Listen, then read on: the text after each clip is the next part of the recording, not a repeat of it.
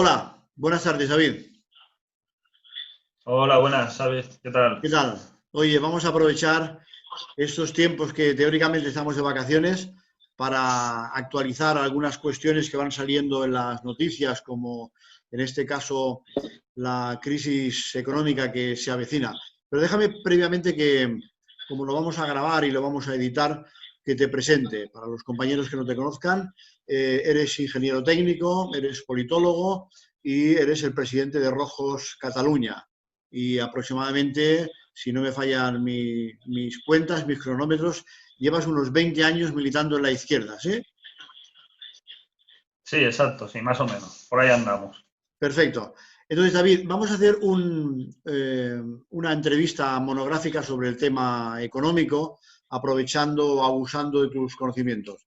Y la primera pregunta que te querría hacer es, eh, ahora esta semana pasada, 1 de agosto, se han dado las cifras del segundo semestre de PIB, en torno al 20%, me parece aproximadamente, un 18 creo que se dio. Es el segundo trimestre que vamos a la baja, con lo cual, eh, siguiendo la teoría económica, 2 meses de recesión es igual a depresión. Es decir, ¿estamos ya en depresión, David, o no? A ver, en realidad son 2 trimestres, pero eso es una definición más bien técnica, pero claro, nunca se había dado una bajada tan bestia en tan poco tiempo. Es decir, yo creo que no hacía falta esperar 2 trimestres para decir que estamos en una recesión bestia, quizá la más grave que ha habido en toda la historia desde que existen registros. Es decir, porque es verdad que ha bajado un 18,5 respecto al trimestre anterior, pero el dato que a nosotros nos interesa, digamos, es la interanual. Interanualmente, este trimestre ha sido un 22,1% de menos producción que este mismo trimestre del año anterior. ¿Qué quiere decir? Que realmente la caída es brutal, ¿vale? Y eso a pesar de que realmente se está manteniendo millones de puestos de trabajo gracias a los ERTES y que hay gente que está cobrando, que eso en la contabilidad, digamos, cuenta. Es decir, a pesar de la inyección brutal de dinero que está haciendo el Estado, hemos bajado un 22,1%, lo cual es muchísimo. Entonces, sí es verdad que la situación actual es muy grave, pero bueno, eso tampoco hace falta ser un experto para verlo, porque muchísima gente lo está pasando muy mal y además se da la circunstancia de que hay un virus letal corriendo por ahí y eso hace que sea imposible, por mucha propaganda que un gobierno haga, por mucho que uno intente reducir el miedo que tiene la gente, hay muchísimas personas que se han decidido autoconfinarse. Aunque tú no lo decretes, si tú en España tienes 9 millones de mayores de 65 años, 2 o 3 millones de enfermos crónicos, cada año hay 300.000 enfermos de cáncer, asmáticos, hipertensos, enfermos cardiovasculares y sus convivientes, pues tienes un cuadro de entre un 40 y un 50% de gente que por su circunstancia personal o la de alguien que convive con él está en un colectivo de riesgo. Y eso explica que aunque no se decrete un confinamiento, probablemente los próximos trimestres sigamos teniendo cifras muy malas. Que a lo mejor no tan malas como las de este trimestre, pero sí rondando entre el 20 y el 30, probablemente estemos ahí de bajada en los próximos trimestres. Se terminará de confirmar, eh, sobre todo en el caso español, que tenemos una economía muy dependiente de servicios, muy dependiente del contacto personal. Es decir, otras economías, como por ejemplo la alemana, que ha bajado menos, dicen, ha bajado menos. Es cierto, ellos tienen una industria que, si nos fijamos en los datos de este mismo julio, por ejemplo, este julio se han vendido un 1% más de coches que el mes de julio del 2019 sin pandemia.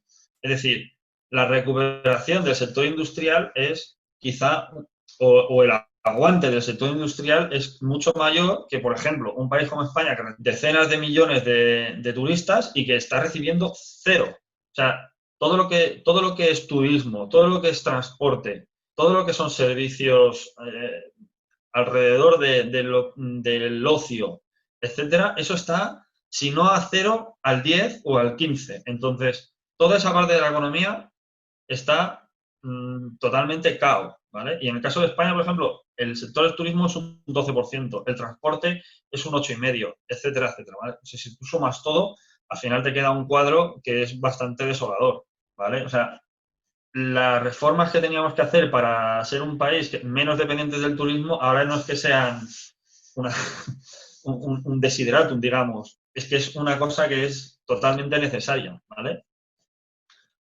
Entonces, nosotros, o mejor dicho, el gobierno de España, ¿vale? Encarnado en el señor Pedro Sánchez, ha ido a Europa y ha conseguido 70.000 millones de euros. Porque lo que son los créditos nos importa poco.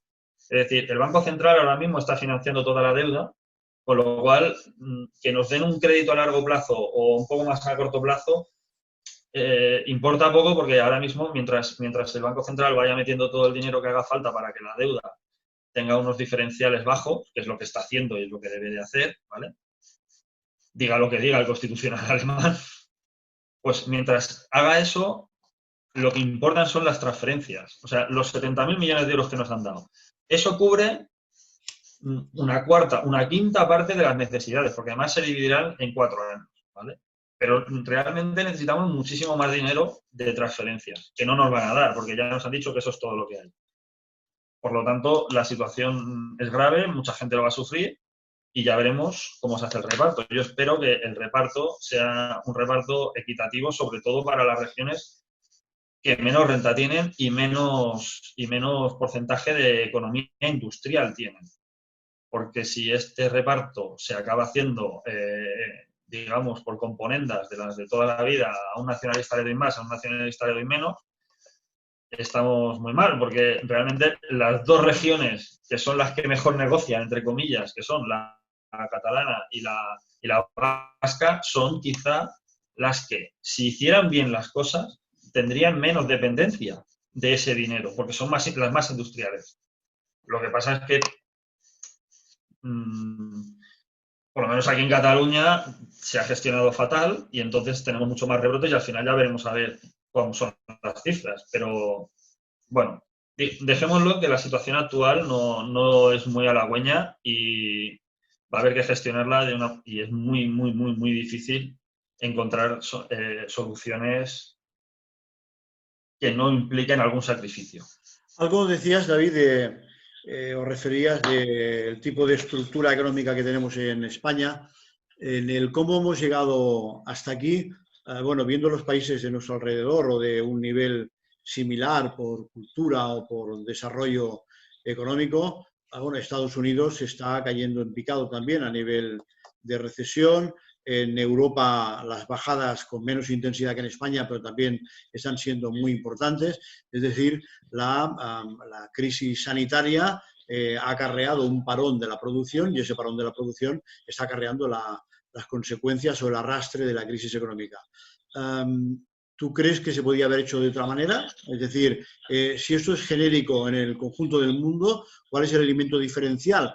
¿Cómo podríamos haber hecho para no llegar a esta situación como estamos en esos momentos, lo que acabas de referir?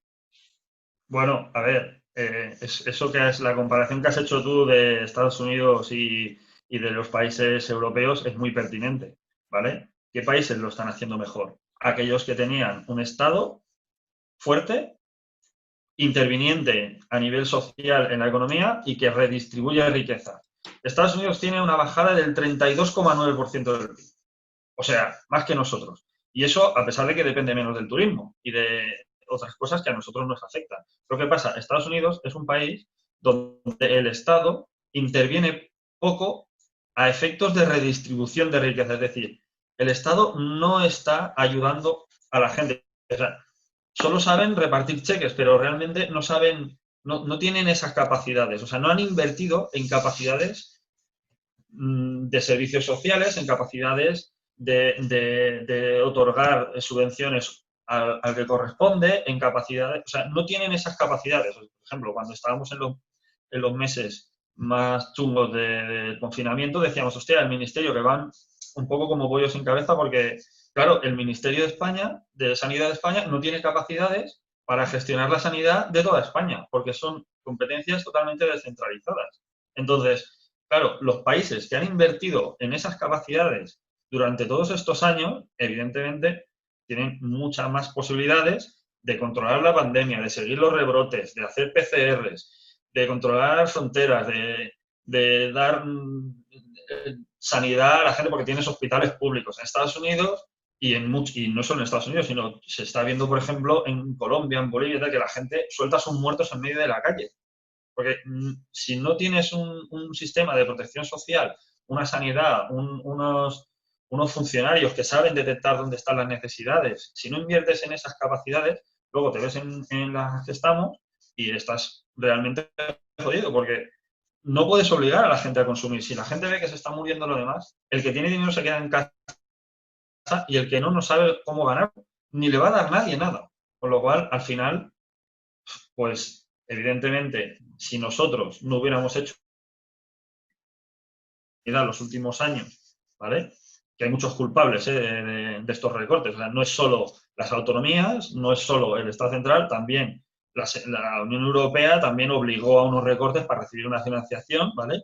Entonces, se ha puesto en cuestión el modelo social europeo y la realidad es que el modelo social europeo es el que está permitiendo a los países del centro y del norte de Europa enfrentarse mejor a la pandemia. Con lo cual, hay que romper una lanza en favor de ese modelo, en favor de esas capacidades y invertir de cara al futuro, porque en enero ya se sabía lo que en China y seguían viniendo millones de chinos en avión. Entonces, era cuestión de tiempo que llegara hasta aquí, llegó a Italia, tampoco se tomaron medidas, ¿vale?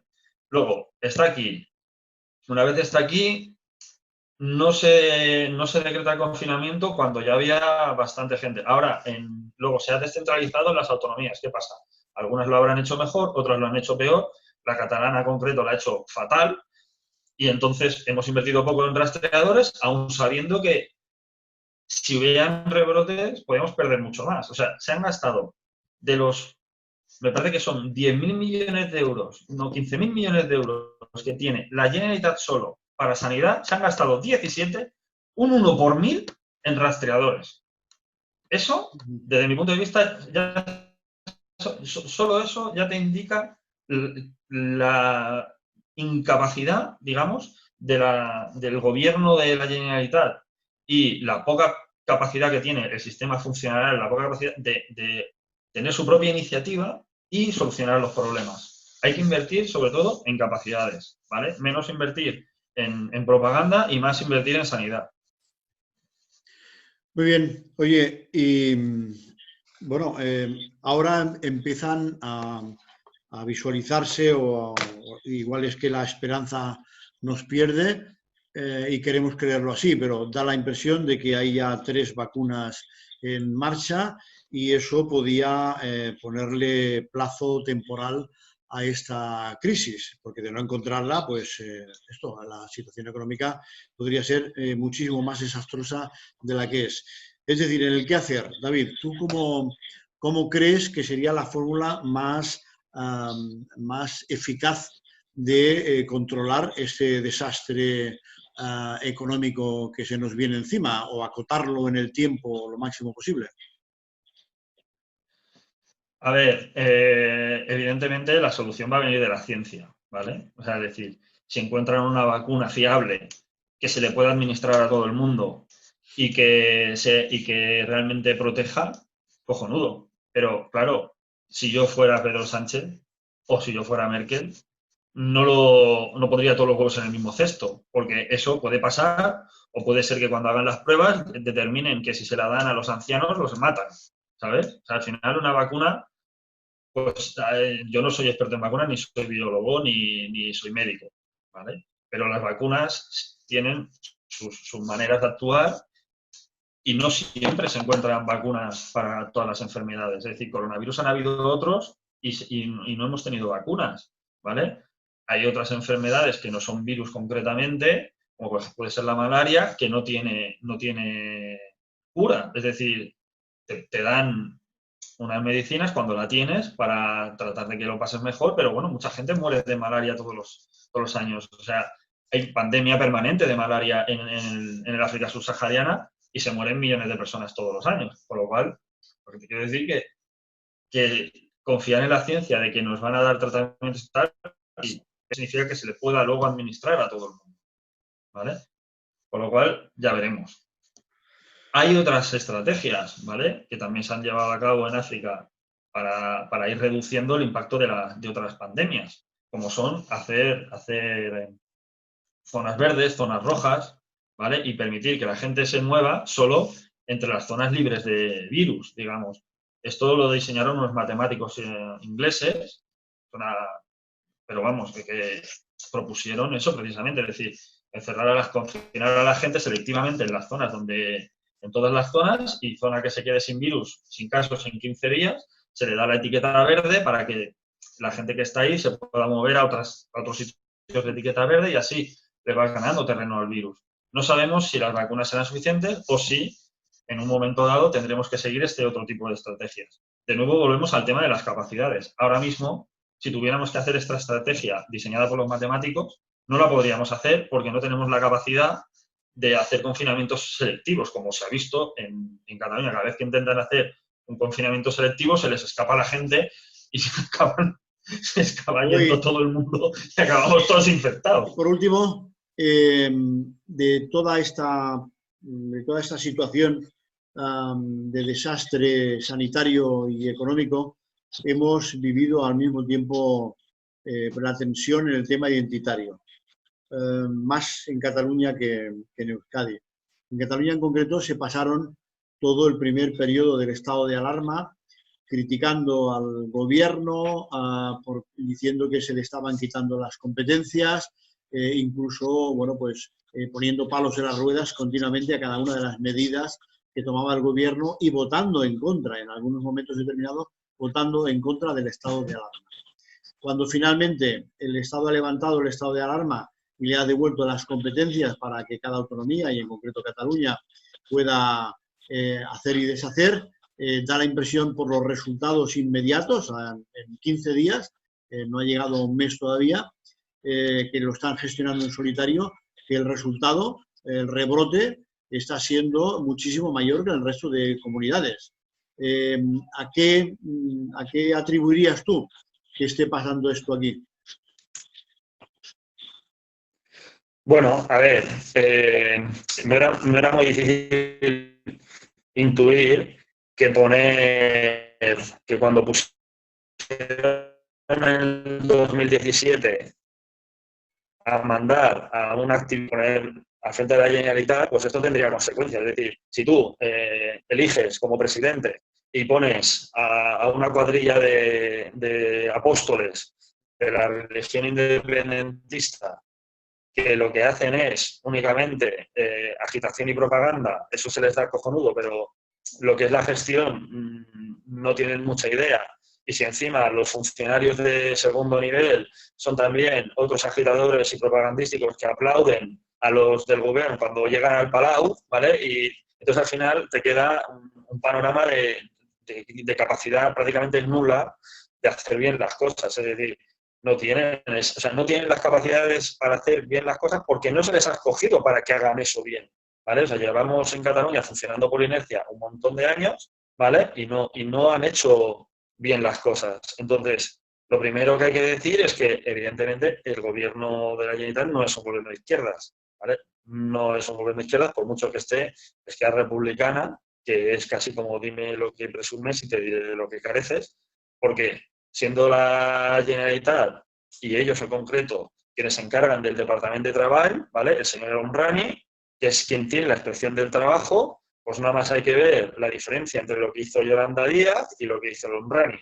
Yolanda Díaz envió un mensaje claro de, oye, si los temporeros no los tratáis bien, os enviaré a la inspección.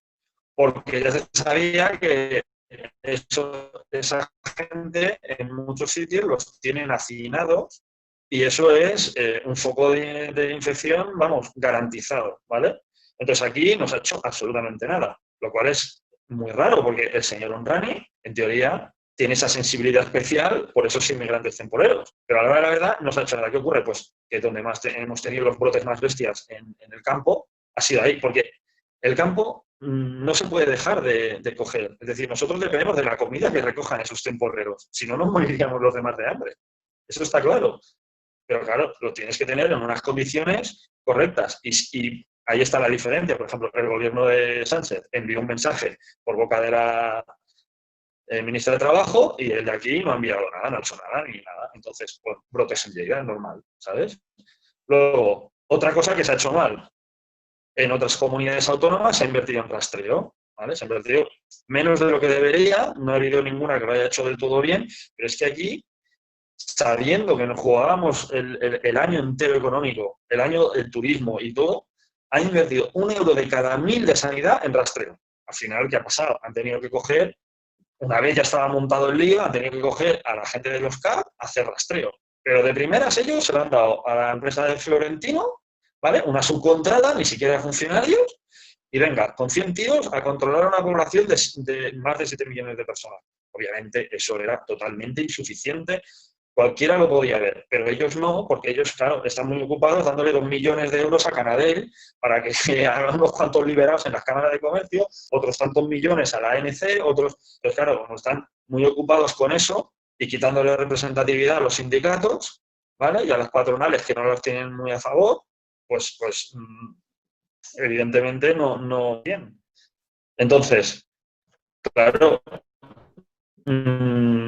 la Generalitat ha hecho dejación de funciones. Primero me quejo y me hago la víctima, pero luego resulta que no ejerzo las competencias que tengo, que son muchas. O sea, la mayoría de las competencias relacionadas con el COVID son de la Generalitat y ahí está el resultado. O sea, somos el punto negro de Europa. O sea, no de España, de Europa. El punto negro somos nosotros.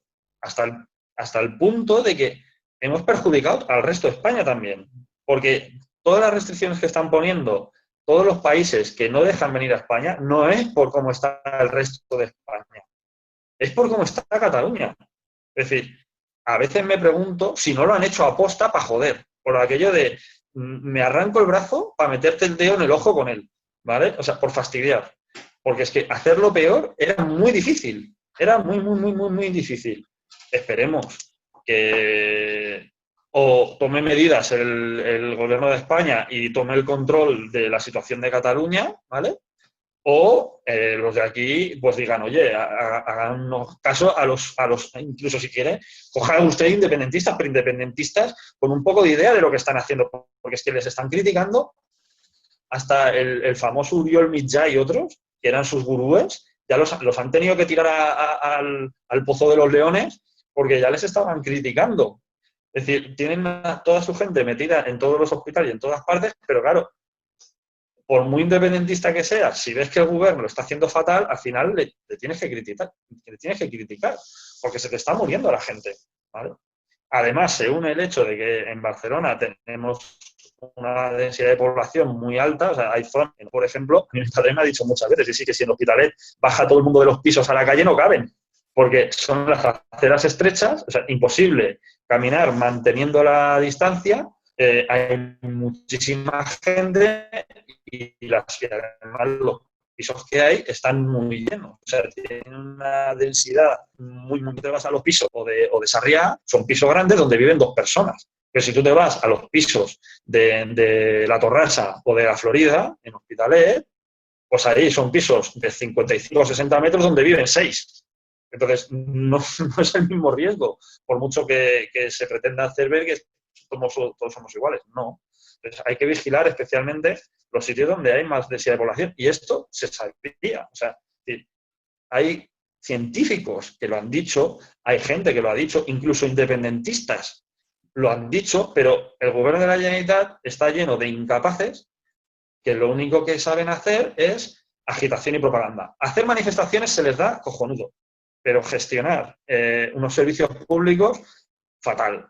Y al final intentan hacer leyes para privatizarlos o para externalizarlo en una empresa y descargar responsabilidades, pero la responsabilidad última de la salud pública es del gobierno de la Generalitat, no de Florentino. Y esto, como no lo asume, cambiarlo en cuanto se pueda, porque un gobierno que no entiende esto es en estos momentos una catástrofe sin paliativos.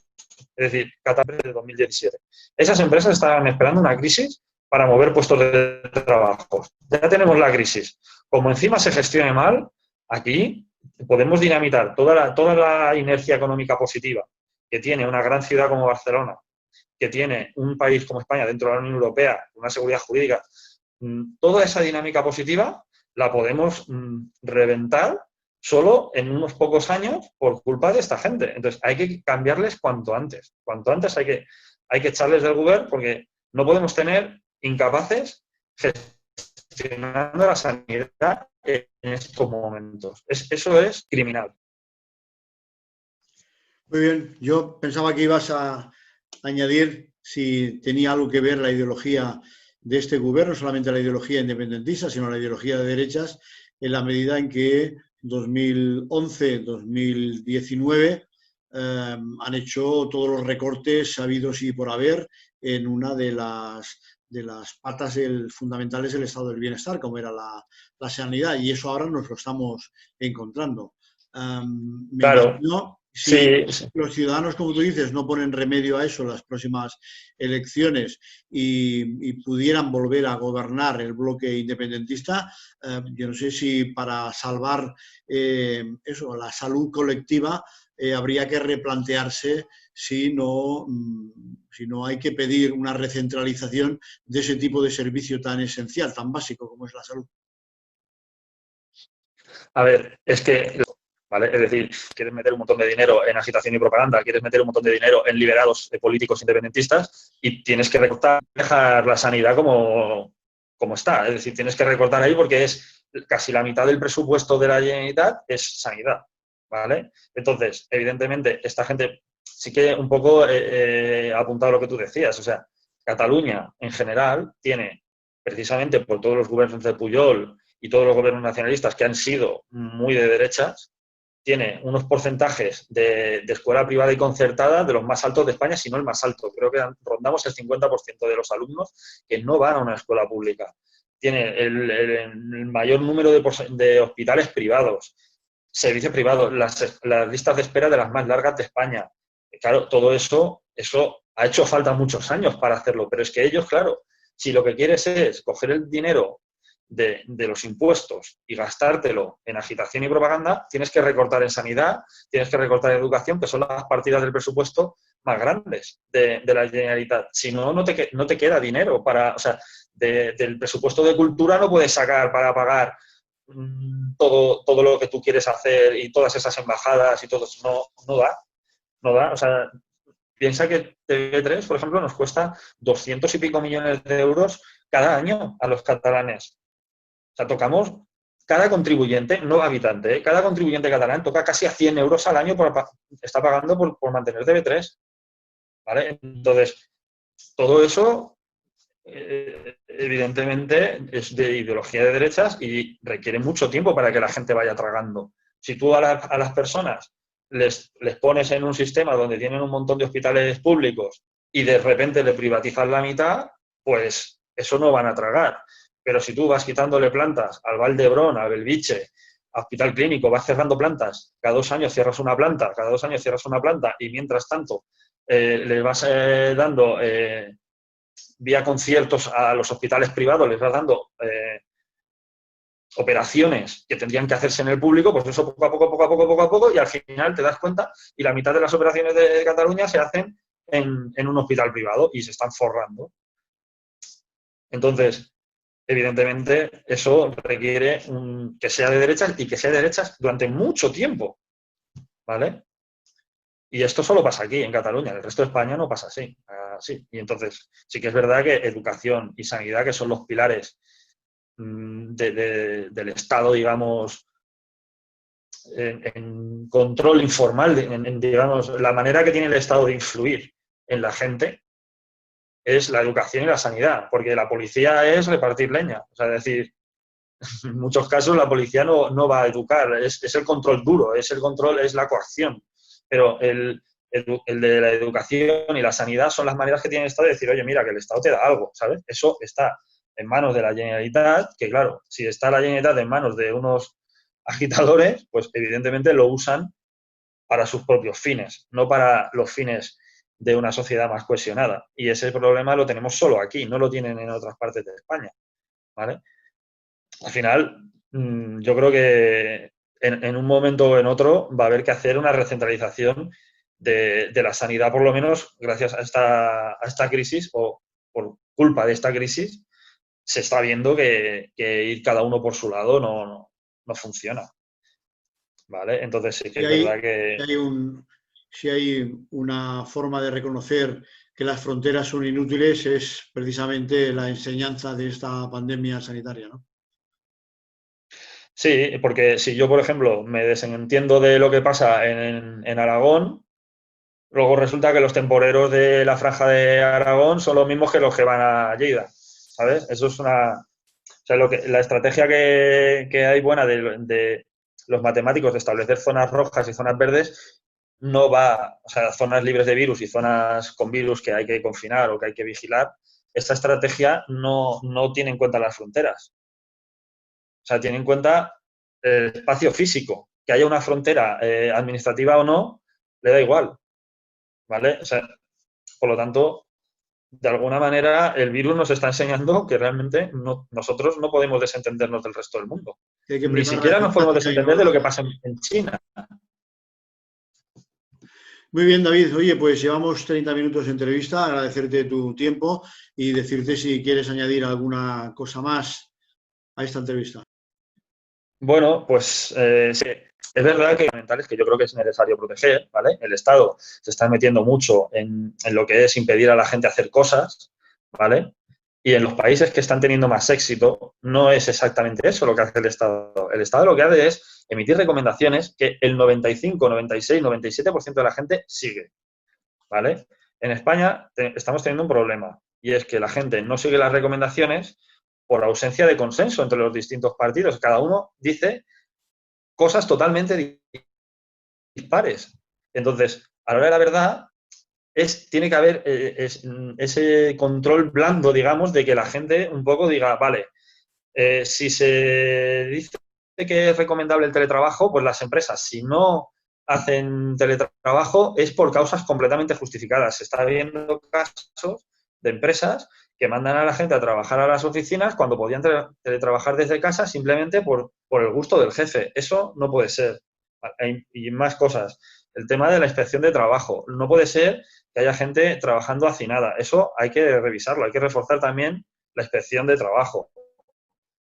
Luego, también es muy importante decir que todo el tejido empresarial y los recursos humanos hay que protegerlos. Nosotros estamos en una pandemia donde muere gente y las empresas se destruyen.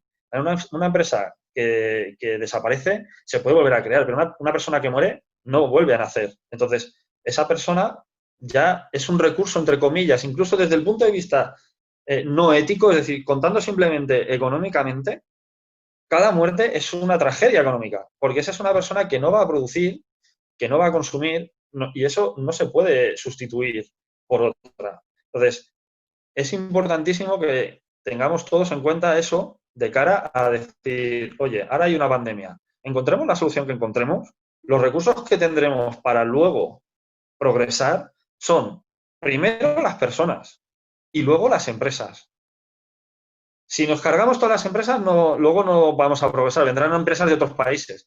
Pero si nos quedamos sin un montón de gente, porque se muere un montón de gente, y además no solo los que se mueren, sino los que quedan como enfermos crónicos, tampoco levantaremos cabeza. Luego esa gente va a haber que darle servicios sanitarios y los tendremos que pagar los que quedemos sanos. Entonces, todo el tema de tener precauciones es muy importante para conservar todos esos recursos y para luego poder salir adelante mejor. Y sobre todo hacer caso sin que tenga que haber un policía en el cogote. Todos hemos visto en las calles gente que va con la mascarilla de sujetapapadas, ¿vale? O debajo de la nariz y resulta que eso no protege a nadie. Entonces, simplemente para que no les pongan la multa. Y al final, eso no sirve de nada.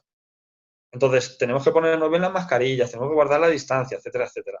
Porque si no, luego nos saldremos de esta. Tendremos centenares de miles de enfermos crónicos, un montón de muertos, y aparte del drama moral que puede suponer eso, será mucho más difícil salir adelante.